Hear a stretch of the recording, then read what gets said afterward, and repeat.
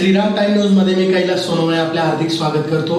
सुरुवातीला पाहूया 24 तासातील ताज्या घडामोडी। जिल्हा क्रीडा संकुल येथे राज्यस्तरीय शालेय नेटबॉल क्रीडा स्पर्धेचे जिल्हाधिकाऱ्यांच्या हस्ते करण्यात आले उद्घाटन। नवजीवन इंग्लिश मीडियम स्कूल तर्फे संविधान दिवस मोठ्या उत्साहात साजरा। नंदाने येथील भ्रष्ट सरपंच यांना येत्या 8 दिवसात पायउतार करण्याची मागणी। आवादा सौर प्लांट कंपनीचे मालक व भूमाफियांवर ॲट्रॉसिटी ॲक्टनुसार गुन्हा दाखल करण्याची मागणी। देवपुरातील घरफोडीच्या गुन्ह्याची स्थानिक गुन्हे अन्वेषण शाखेच्या पथकाने केली उकल। आणि शक्ती कायद्याची अंमलबजावणी करून डोंगराळे येथील पीडित मुलीच्या परिवारास त्वरित न्याय मिळण्याची मागणी। आता बातमीपत्र विस्ताराने। धुळे शहरातील जिल्हा क्रीडा संकुल येथे राज्यस्तरीय शालेय नेटबॉल क्रीडा स्पर्धेचे उद्घाटन जिल्हाधिकारी भाग्यश्री विस्पुते यांच्या हस्ते बुधवारी संपन्न झाले। धुळे शहरातील जिल्हा क्रीडा संकुल येथे राज्यस्तरीय शालेय नेटबॉल स्पर्धेचे उद्घाटन जिल्हाधिकारी भाग्यश्री विस्पुते यांच्या हस्ते बुधवारी संपन्न झाले। कार्यक्रमाची सुरुवात जिल्हाधिकारी भाग्यश्री विस्पुते यांच्या हस्ते दीप प्रज्वलन व प्रतिमा पूजन करून करण्यात आली। विद्यार्थ्यांनी शपथ ग्रहण करून स्पर्धेला प्रारंभ केला। जिल्हा क्रीडा परिषद, महाराष्ट्र राज्य नेटबॉल असोसिएशन व धुळे जिल्हा संघटनेतर्फे 14 वर्ष मुले मुली गटाच्या राज्यस्तरीय स्पर्धेचे आयोजन करण्यात आले आहे। दिनांक 25 ते 27 नोव्हेंबर या कालावधीत होणाऱ्या या स्पर्धेत अमरावती, कोल्हापूर, नागपूर, मुंबई, पुणे, नाशिक, छत्रपती संभाजीनगर आणि लातूर या 8 विभागातून 272 खेळाडू, व्यवस्थापक, पंच, क्रीडा मार्गदर्शक असे मिळून 324 स्पर्धक सहभागी झाले आहेत। या स्पर्धेतून महाराष्ट्र संघाची निवड होणार आहे। या स्पर्धेतील विजयी संघ यांचे प्रथम, द्वितीय, तृतीय बक्षीस वितरणाचा समारोप शहराचे आमदार अनुप अग्रवाल यांच्या हस्ते गुरुवारी सकाळी करण्यात येणार आहे। या कार्यक्रमात जिल्हा क्रीडा अधिकारी मनोहर पाटील, क्रीडा अधिकारी रेखा पाटील, राज्य नेटबॉल संघटनेचे अध्यक्ष सतीश इंगळे, सचिव शालिनी आंबटकर, हरवे पाटील, प्रवीण उपुतीकर, निखिल पोटदुखे, सुशांत सूर्यवंशी, प्रथमेश डेंगळे, गोरख खामकर, शोभा मठपती, निवड समिती सदस्य राजेश क्षत्रिय, नितीन चपळगावकर, जिल्हा नेटबॉल संघटनेचे अधिकारी, पदाधिकारी व क्रीडा मार्गदर्शक मुद्रा अग्रवाल आदी मान्यवर उपस्थित होते। क्रीडा स्पर्धा यशस्वी करण्यासाठी जिल्हा क्रीडा अधिकारी मनोहर पाटील यांच्या मार्गदर्शनाखाली धुळे जिल्हा नेटबॉल संघटना, धुळे अध्यक्ष, सचिव, पंच व इतर असोसिएशनचे पदाधिकारी योगेश वाघ, क्रीडा अधिकारी कार्यालयातील रेखा पाटील, स्वप्नील बोडे, मुद्रा अग्रवाल, श्वेता गवळी, योगेश्वरी मिस्त्री, गौरव परदेशी, योगेश देवरे, मदन गावित, योगेश पाटील, ज्ञानेश्वर जाधव, राहुल देवरे, दिनेश शिरसाट आदींनी विशेष परिश्रम घेतले। कार्यक्रमाचे सूत्रसंचालन बाविस्कर सर यांनी केले तर आभार मुद्रा अग्रवाल यांनी मानले। खूप छान खेळायच्या स्पिरिटला खूप पॉझिटिव्ह घ्या। खूप खूप अभिनंदन। You please continue performing. Patil, many congratulations. I congratulate all the members on the dais for organizing such a good event. You are putting a lot of efforts for bringing our Dhule district team या फिर जितने भी राज्य स्तरीय के competition यहाँ पे हो रहे, that shows कि you people are very much dedicated in bringing all this team over here. सगळ्यांना खूप अभिनंदन and thank you so much for having me here. Thank you. याच मैदानावर राज्यस्तरीय बास्केटबॉल क्रीडा स्पर्धे आयोजन याची उत्कृष्ट पद्धतीने आणि यशस्वीपणे कुठली तक्रार प्राप्त नव्हता केलेली आहे। आमच्या कार्यालयाच्या वतीने अथक असे परिश्रम आमचे क्रीडा अधिकारी, क्रीडा मार्गदर्शक, संकुल समितीचे कर्मचारी परिश्रम करत असतात आणि त्याचाच एक भाग म्हणून आपण या ठिकाणी या स्पर्धेचे आयोजन पाहतात। या राज्य स्पर्धेस प्रमुखपणे सांगू इच्छितो की सर 8 विभागाचे 8 संघ उपस्थित आहेत आणि आज दुपारून निवड चाचणीचे प्रति विभाग 5 खेळाडू असे जवळपास 300-350 खेळाडू या ठिकाणी उपस्थित राहणार आहेत। विशेष बाब अशी या ठिकाणी महाराष्ट्र राज्याचा संघ निवडला जाणार आहे आणि हा संघ राष्ट्रीय स्पर्धा महाराष्ट्रातच होणार आहे नांदेड येथे, त्यात आपलं प्रावीण्य दाखवेल आणि विशेष असं मेडल जिंकतील अशी सगळी आपण अपेक्षा करूया। या नगरीत होणाऱ्या नेटबॉल स्पर्धेत जवळपास दुसऱ्या स्पर्धेत मागील 2 वर्षापूर्वी आपण गरुड मैदान येथे राज्यस्तर 17 या 19 या स्पर्धा घेतल्या आणि त्याचाच भाग म्हणून शासनातर्फे आपण या स्पर्धा घ्याव्या असे आपल्याकडे अलॉटमेंट केलेले आहे। उत्कृष्ट असे नियोजन आम्ही करणार आहोत। कोणत्याही खेळाडूला आमच्या भोजन व्यवस्थेचे प्रमुख आहेत मुकेश भाऊ, त्यांना आम्ही सांगितलंय लहान खेळाडू आहेत, जेवणामध्ये तिखटपणा कुठलाही येऊ देऊ नका आणि कुठल्याही खेळाडू इजा होणार नाही। उत्कृष्ट असे जेवण, भोजन, निवास या सगळ्या सुविधा पुरवणार आहोत। त्यात काही अडचणी येणार नाही अशी आम्हाला आशा आहे आणि अडचण आलीच तर आम्ही कृपया आपण आमच्या निदर्शन आणून द्यावी. आलेल्या खेळाडूंना शुभेच्छा देतो. ऊन होते आणि त्यांना स्पर्धेत खेळाची उत्सुकता पण आहे. धुळे शहरातील साखरे रोडवरील नवजीवन इंग्लिश मीडियम स्कूल तर्फे संविधान दिनानिमित्त संविधानाचे पूजन करून पथनाट्यासह विविध कार्यक्रमांचे आयोजन करण्यात आले होते. धुळे शहरातील साक्री रोडवरील नवजीवन इंग्लिश मीडियम स्कूल येथे संविधान दिवस मोठ्या उत्साहात साजरा करण्यात आला. या निमित्त विविध कार्यक्रमांचे आयोजन करण्यात आले होते. कार्यक्रमाची सुरुवात संविधानाचे पूजन करून करण्यात आली. त्यानंतर विद्यार्थ्यांनी हमारा संविधान या विषयावर सुंदर अशी नाटिका सादर केली. कार्यक्रमाचे सूत्रसंचालन शिक्षिका रुचिता शिंदे व प्रतिभा इंदासे यांनी केले. नवजीवन इंग्लिश मीडियम स्कूल येथे संविधान दिवस साजरा केल्यानंतर शहरातील नकाने रोड, गांधी पुतळा, शहर पोलीस ठाणे, संतोषी माता चौक, भीमनगर अशा विविध भागात जाऊन विद्यार्थ्यांनी पथनाट्याच्या माध्यमातून संविधानाविषयी जनजागृती करण्यात आली. पथनाट्यास नागरिकांनी भरभरून प्रतिसाद दिला. सदर कार्यक्रम यशस्वी करण्यासाठी संस्थेचे अध्यक्ष हर्षकुमार रेलन, सचिव विजय लुल्ला, स्कूल कमिटी अध्यक्ष डॉक्टर संजय सदाने, स्कूल कमिटी सचिव सुनील पंजाबी, ट्रस्टी अमीरचंद वधवा, मुख्याध्यापिका शीतल अहिरे यांनी विशेष परिश्रम घेतले. कार्यक्रमास नूतन पाटील, खुशबू गुरव, दर्शना चौधरी, प्रकाश जनके यांनी सहकार्य केले. नमस्कार, मी खुशबू नितीन गुरव. आम्ही नवजीवन इंग्लिश मीडियमचे शिक्षक व विद्यार्थी सर्वांना संविधान दिनाच्या हार्दिक शुभेच्छा देतो. आजच्या दिवशी 26 नोव्हेंबर आम्ही आमच्या शाळेचे जे चेअरमन आहेत Harshkumar Revan sir, doctor Sanjay Sadane sir, Vijay Lulla sir व आमच्या मुख्याध्यापिका शीतल अहिरे मॅडम यांच्या मार्गदर्शनाखाली संविधान दिनानिमित्त हा उपक्रम राबवला आहे की धुळ्यात आम्ही जागोजागी जाऊन संविधानाची जागरूकतेचं महत्त्व लोकांना सांगतोय. यामागचा हेतू आमचा एवढाच आहे की संविधानाविषयी लोकांना थोडी जागरूकता निर्माण व्हावी, संविधानाचे महत्त्व कळावे. कारण आपण आज जे काही आहोत, जे काही काम आपण करतोय, जेवढे अधिकार आपल्याला दिले ते फक्त संविधानामुळेच. तर याबद्दल आम्ही आमच्या शाळेचे आभार मानतो की त्यांनी आम्हाला हा उपक्रम राबवण्याची संधी दिली, तसेच आम्हाला पोलीस प्रशासनाने सुद्धा परवानगी दिली. धन्यवाद. आज 26 नोव्हेंबर संविधान दिवस. डॉक्टर बाबासाहेब आंबेडकरांनी लिहिलेलं संविधान आजच्या दिवशी 26 नोव्हेंबर 1949ला त्यांनी संसदेला सुपूर्द केला होता. जगातलं पहिलं हस्तलिखित संविधान होता. या संविधानामुळे देशातील 140 कोटी जनतेला त्यांनी त्यांचे अधिकार, त्यांची कर्तव्ये, वेगवेगळ्या जमातींसाठी कायदे, इंडियन पिनल कोड, पोलीस सुरक्षेबाबत, देशाच्या सुरक्षेबाबत, आर्थिक व्यवहारांबाबत प्रत्येक गोष्ट ही स्पष्टपणे त्यांनी लिहिली होती. आज 75 वर्षानंतर सुद्धा आपण त्याच संविधानाच्या हिशोबाने या देश चालवत आहोत आणि संपूर्ण जगात आपल्या या संविधानापेक्षा चांगलं संविधान कुठल्या देशात नाही. या प्रसंगी मी महामानव डॉक्टर बाबासाहेब आंबेडकरांना अभिवादन करतो. आमच्या नवजीवन इंग्लिश मीडियम स्कूल सिंचन भवनच्या मागे साक्री रोड येथे आज आम्ही बाबासाहेबांना अभिवादन केलं आणि धुळे शहरात एक नवीन उपक्रम आम्ही सादर केला. नवीन पिढीला संविधान कळावं, संविधानात कायदे कसे केलेले आहेत, बाबासाहेबांनी काय काय केलेलं आहे हे सर्व लोकांना कळावं म्हणून आम्ही धुळे शहरात 6 प्रमुख ठिकाणी त्या पथनाट्याचे आयोजन केले होते. आमचे सर्व विद्यार्थी, सर्व शिक्षक वृंद तिथे हजर होते. नकाणे रोडला, गांधी पुतळ्याजवळ, जेटी कराची वाला चौक, city police station, doctor Babasaheb आंबेडकरांचा पुतळा, एस टी स्टँडच्या समोर, संतोषी माता चौक आणि भीमनगर येथील डॉक्टर बाबासाहेब आंबेडकरांच्या पुतळ्याजवळ आम्ही हे पथनाट्य सादर केलं. लोकांनी भरभरून प्रतिसाद दिला. फार चांगला प्रतिक्रिया त्यांनी दिल्या. फार लोकांना ते संविधानाबद्दलची जी माहिती आम्ही तिथे दिली ती सर्व त्यांना आवडली. त्यांनी विद्यार्थ्यांचं सुद्धा कौतुक केलं, शाळेलासुद्धा धन्यवाद दिलं. या दिवशी, आजच्या या पवित्र दिवशी मी डॉक्टर बाबासाहेब आंबेडकर साहेबांना अभिवादन करतो. धन्यवाद.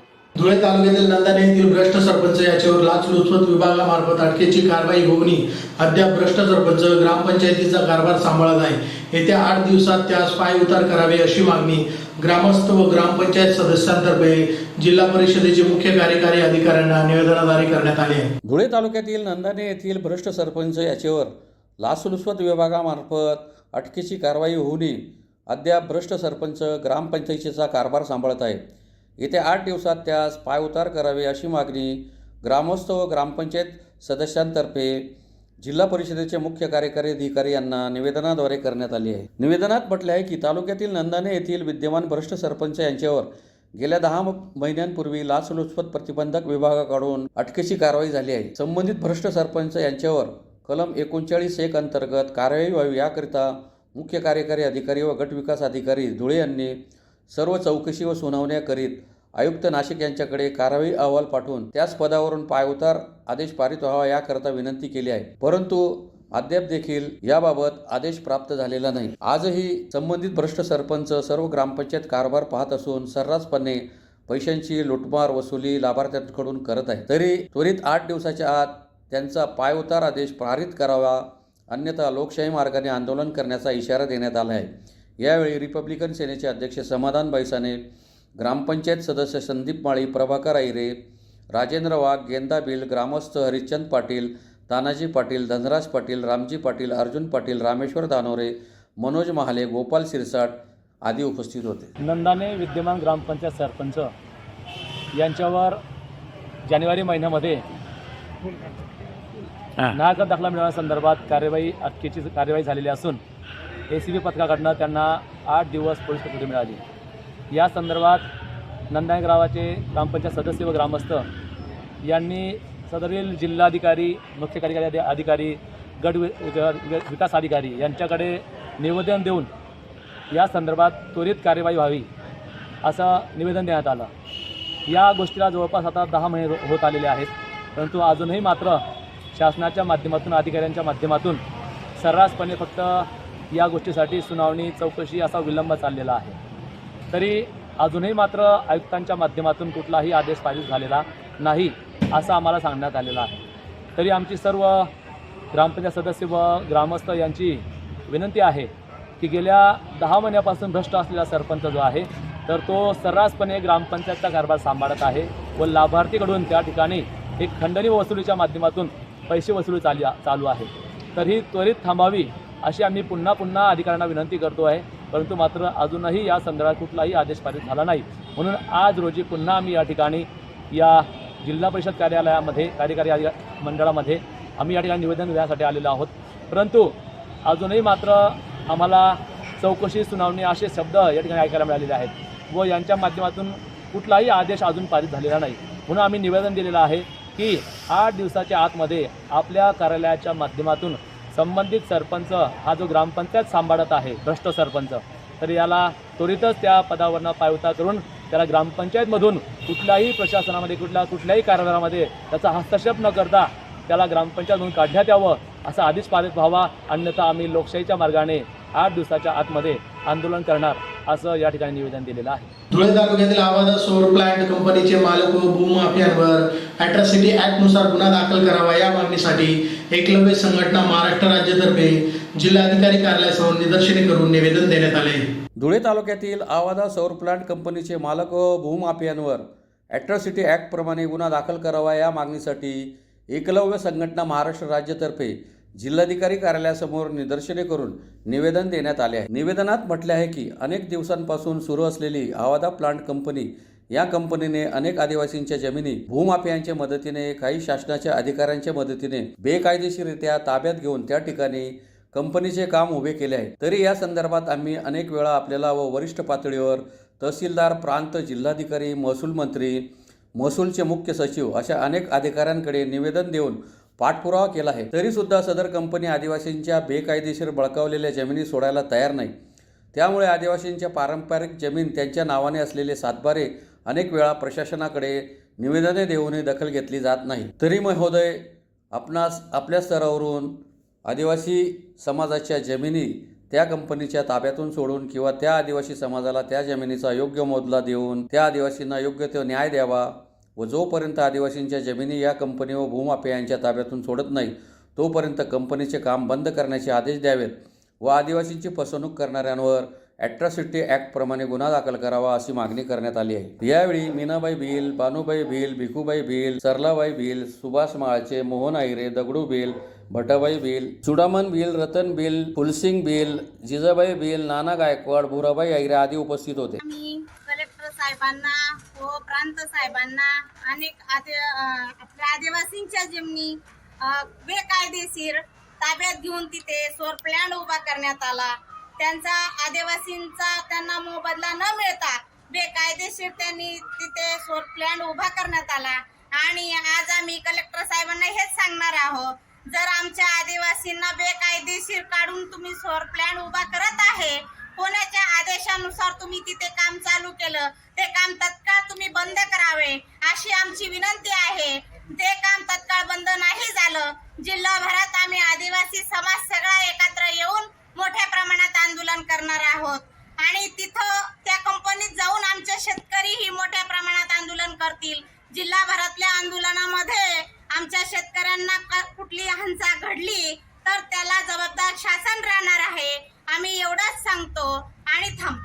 आणि शिरदाणे या गावामध्ये या शेतकऱ्यांच्या जमिनी घेऊन आणि तिथं सौर प्लॅन उभा करण्यात आला आहे. त्या कंपनीच्या अधिकाऱ्यांवर कारवाई केली पाहिजे अथवा आम्ही मोठ्या प्रमाणात आंदोलन करू. धुळे शहरातील देवपुरातील घरफोडीच्या गुन्ह्याची स्थानिक गुन्हे अन्वेषण शाखेच्या पथकाने उकल करीत एका जेरबंद करीत त्याच्याकडून 1,94,000 रुपये किमतीचा मुद्देमाल हस्तगत करण्यात आला आहे. धुळे शहराच्या देवपूर भागातील सुयोग नगरात व्यावसायिकाचे घर फोडून 4 लाखांची रोकड चोरणाऱ्या चोरट्याला स्थानिक गुन्हे अन्वेषण शाखेच्या पथकाने जेरबंद करीत त्याच्याकडून 1,94,500 रुपयांचा मुद्देमाल जप्त करण्यात आला आहे. याबाबत अधिक माहिती अशी की दिनांक 14 नोव्हेंबर रोजी रात्री 2:30 ते 5:30 वाजेच्या सुमारास राधेश्याम सोनगिरे राहणार सुयोगनगर वाडी भोकर रोड धुळे यांचे घर चोरट्यांनी फोडले. 4 लाखांची रोकड या घटनेत लंपास करण्यात आली. तांत्रिक माहितीच्या आधारे हा गुन्हा सराईत गुन्हेगार दत्तू अशोक ठाकरे वय 35 राहणार अनवर्ध खुर्द तालुका चोपडा याने केला असल्याचे निष्पन्न झाले. आरोपीचा स्थानिक गुन्हे अन्वेषण शाखा शोध घेत होते. दिनांक 23 रोजी पांजरा नदीकाठी नकाने रोडवरील रिया पेट्रोल पंपाजवळ स्थानिक गुन्हे अन्वेषण शाखेने त्याला ताब्यात घेतले. सुरुवातीला त्याने चौकशीत उडवाउडीची उत्तरे दिली. त्यानंतर मात्र पोलिसी खाक्या दाखवल्यानंतर घरफोडीची कबुली दिली. त्याच्याकडून 1,87,000 रुपयांची रोकड 7,500 रुपये किमतीचा मोबाईल पोलिसांनी जप्त केला. सदरची कारवाई पोलीस अधीक्षक श्रीकांत देवरे, अप्पर पोलीस अधीक्षक अजय देवरे यांच्या मार्गदर्शनाखाली स्थानिक गुन्हे अन्वेषण शाखेचे पोलीस निरीक्षक श्रीराम पवार, कसे तज्ञ सहाय्यक पोलीस निरीक्षक विनोद खरात, पोलीस उपनिरीक्षक अमित माळी, धनंजय मोरे, संजय पाटील, मच्छिंद्र पाटील, हेमंत बोरसे, संतोष हिरे, योगेश चव्हाण, प्रल्हाद वाघ, ईश्वर सोनवणे, प्रकाश भावसार आदींनी केली. दिनांक 14 नोव्हेंबर रोजी देवपूर परिसरात राहणारे राधेश्याम सोनगिरे यांच्या घरून अज्ञात चोरट्याने 4 लाख रुपये चोरून नेल्याची तक्रार पश्चिम देवपूर पोलीस स्टेशन येथे दाखल होती. सदर घटनास्थळी तांत्रिक विश्लेषण विभागाचे, अंगुली मुद्रा विभागाचे PSI व त्यांची टीमसुद्धा आपण पाचारण केलेली होती. आणि त्यांनी त्या ठिकाणी जे ठसे घेतलेले होते ते ठसे त्या ठिकाणी एक चोपडा जळगाव येथील राहणारे दत्तू अशोक ठाकरे याचे असल्याची माहिती आपल्याला प्राप्त झालेली होती. अंगुली मुद्रा विभागाने दिलेली माहिती व स्थानिक गुन्हे शाखेचे पोलीस उपनिरीक्षक माळी, त्याचप्रमाणे हेमंत बोरसे, मच्छिंद्र पाटील, प्रल्हाद वाघ आणि योगेश चव्हाण अशी टीम त्याच्या शोधासाठी जळगाव येथे गेल्यानंतर सदर आरोपी याला त्यांनी ताब्यात घेतले व त्याच्याकडे विचारपूस केली असता त्याने ही चोरी केल्याची कबुली दिली. त्याचप्रमाणे सदर पैशांमधून त्याने एक रियल या कंपनीचा मोबाईलसुद्धा विकत घेतलेला होता. तो या तपासकामी आपण ताब्यात घेतलेला आहे. तसेच त्याने घरातून 1,87,000 रुपये काढून दिले कॅश स्वरूपामध्ये. ते सुद्धा आपण गुन्ह्याच्या तपासकामी ताब्यात घेतलेले आहेत. आरोपी व सर्व मुद्देमाल हा पश्चिम देवपूर पोलीस स्टेशन यांच्या ताब्यात पुढील तपासकामी देण्यात आलेला आहे. शक्ती कायद्याची अंमलबजावणी करण्यात यावी तसेच डोंगराळे येथील पीडित मुलीच्या परिवारास त्वरित न्याय मिळावा या मागणीसाठी गुरु रविदासजी विचार मंच धुळेतर्फे जिल्हाधिकारी कार्यालयासमोर निदर्शने करून निवेदन देण्यात आले. शक्ती कायद्याची अंमलबजावणी करण्यात यावी तसेच डोंगराळे येथील पीडित मुलीच्या परिवाराला त्वरित न्याय मिळावा या मागणीसाठी गुरु रविदासजी विचार मंच धुळेतर्फे जिल्हाधिकारी कार्यालयासमोर निदर्शने करीत जिल्हाधिकारी यांच्यामार्फत मुख्यमंत्री देवेंद्र फडणवीस यांना निवेदन देण्यात आले आहे. निवेदनात म्हटले आहे की देशात व राज्यात लहान लहान मुलींवर अतिशय गंभीर अशा अत्याचाराच्या घटना घडत आहेत.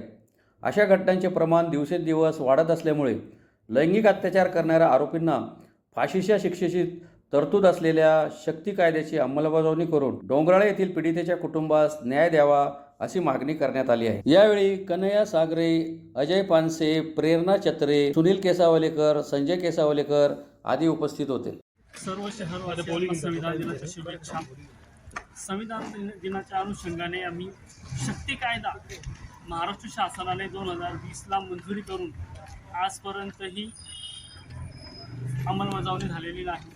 शक्ती कायद्यामध्ये बलात्कार आरोपी यांना फाशीची तरतूद आहे, अशी तरी या कायद्याची अंमलबजावणी होत नाही।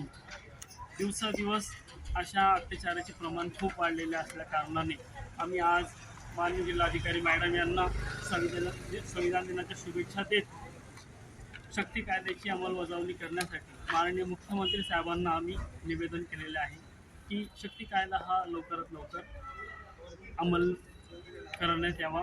कारण आज 1.5 वर्षाच्या मुलीला सुद्धा सोडले जात नाही, त्यांच्यावरही अत्याचार करून त्यांना मारण्यात येते। तर ही शक्ती कायद्याची आज जनतेला खूप गरज आहे। पुन्हा एक नजर ठळक घडामोडींवर। जिल्हा क्रीडा संकुल येथे राज्यस्तरीय शालेय नेटबॉल क्रीडा स्पर्धेचे जिल्हाधिकाऱ्यांच्या हस्ते करण्यात आले उद्घाटन। नवजीवन इंग्लिश मीडियम स्कूल तर्फे संविधान दिवस मोठ्या उत्साहात साजरा। नंदाने येथील भ्रष्ट सरपंच यांना येत्या 8 दिवसात पायउतार करण्याची मागणी। आवादा सौर प्लांट कंपनीचे मालक व भूमाफियांवर अॅट्रॉसिटी ॲक्टनुसार गुन्हा दाखल करण्याची मागणी। देवपुरातील घरफोडीच्या गुन्ह्याची स्थानिक गुन्हे अन्वेषण शाखेच्या पथकाने केली उकल। आणि शक्ती कायद्याची अंमलबजावणी करून डोंगराळे येथील पीडित मुलीच्या परिवारास त्वरित न्याय मिळण्याची मागणी। याचबरोबर श्रीराम टाइम न्यूजचे बातमीपत्र संपले। दिवसभरातील ताज्या घडामोडींसाठी पाहत राहा श्रीराम टाइम न्यूज। भेटूया पुढील प्रसारणात, तोपर्यंत नमस्कार।